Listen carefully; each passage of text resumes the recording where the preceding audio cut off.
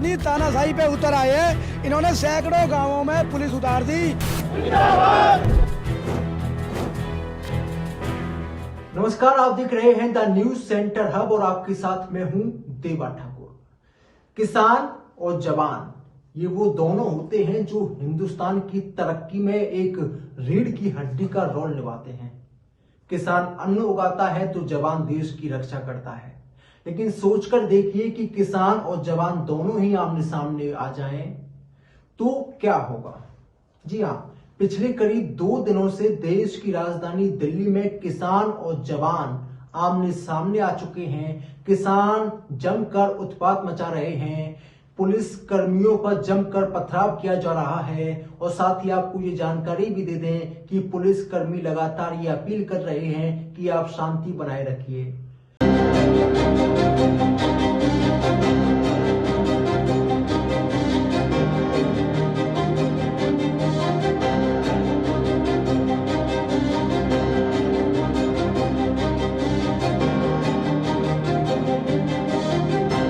तो वहीं दूसरी ओर किसान ये कहते हैं कि हमारी जो मांगे हैं उनको पूरा किया जाए।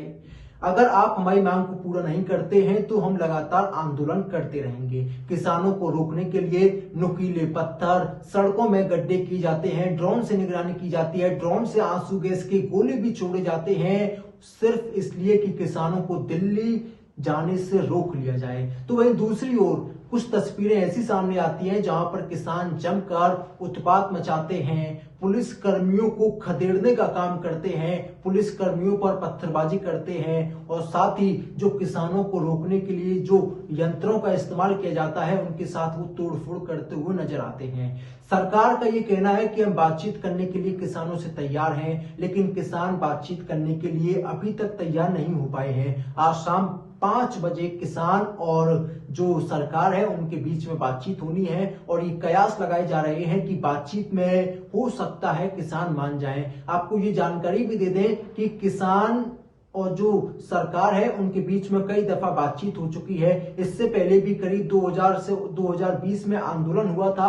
आंदोलन के दौरान कई किसानों की मौत भी हो गई थी। अब किसान ये कह रहे हैं कि सरकार ने हमारी कोई भी मांग को पूरा नहीं किया है, जबकि सरकार ये कहती हुई साफ तौर पर नजर आती है कि हम किसानों की जो 13 मांग हैं उनमें से 10 मांग को हम पूरा करने के लिए तैयार हैं, यानी कि हम सहमत हैं। आप जो आंदोलन कर रहे हैं आप उसे वापस ले लीजिए, क्योंकि जिस तरीके से आंदोलन किया जा रहा है उससे देश की जो राजधानी है वहां पर भी असर पड़ रहा है और साथ ही जो देश की जो पॉजिटिव छवि है वो कहीं ना कहीं नकारात्मक होती हुई साफ तौर पर देखी जा रही है। क्योंकि इससे पहले आपको जो तस्वीरें सामने आई थी उसमें सब कुछ ये डिफाइन हो गया था, सब कुछ ये परिभाषित हो गया था कि यहाँ पर जो किसान है उन्होंने यहाँ पर जमकर उत्पात मचाया। अब जो तस्वीरें सामने आती हैं उन्हें देखकर तो यही लगता है कि ये किसान हो नहीं सकते, क्योंकि कोई किसान अपने जो बेटा होता है, यानी कि किसान और जवान का जो रिश्ता होता है वो बेटे और पुत्र का होता है। कभी ऐसा हो नहीं सकता कि कोई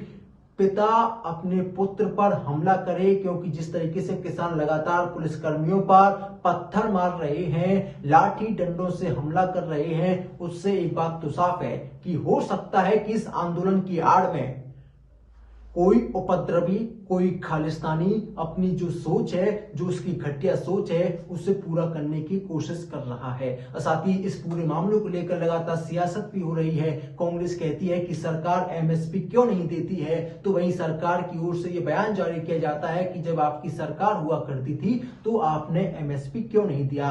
एमएसपी का अर्थ होता है मिनिमम सपोर्ट प्राइस और साथ ही किसान भी एमएसपी को लेकर लगातार आंदोलन करते हुए आ रहे हैं। ये पहली दफा नहीं हुआ कि आंदोलन किया जा रहा है, इससे पहले भी कई बार आंदोलन किए जा चुके हैं। लेकिन फर्क सिर्फ इतना है कि अब 2024 में चुनाव है, यानी कि करीब 2 महीने बाद ही चुनाव होने हैं और चुनाव से पहले जो किसान आंदोलन कर रहे हैं, किसान कहीं ना कहीं सरकार पर दबाव बनाने की कोशिश कर रहे हैं। किसान जो आंदोलन कर रहे हैं उसका मोटिव ये है कि कहीं ना कहीं सरकार पर दबाव बनाया जाए, क्योंकि लोकसभा चुनाव नजदीक है और अगर किसान अब दबाव नहीं बनाते हैं तो कहीं ना कहीं जो उनका आंदोलन है वो कमजोर होता हुआ साफ तौर पर नजर आएगा। किसानों की मांग ये भी है कि लखीमपुर खीरी में जो किसानों के साथ हुआ था, जो आरोपी है उसके खिलाफ कड़ी कार्रवाई की जाए। जो पिछली बार जो किसानों ने आंदोलन किया था उसमें जो किसानों के ऊपर FIR दर्ज हुई है उनको वापस लिया जाए। और साथ ही कई मांगे ऐसी हैं जिनको सरकार मानने के लिए तैयार नहीं है,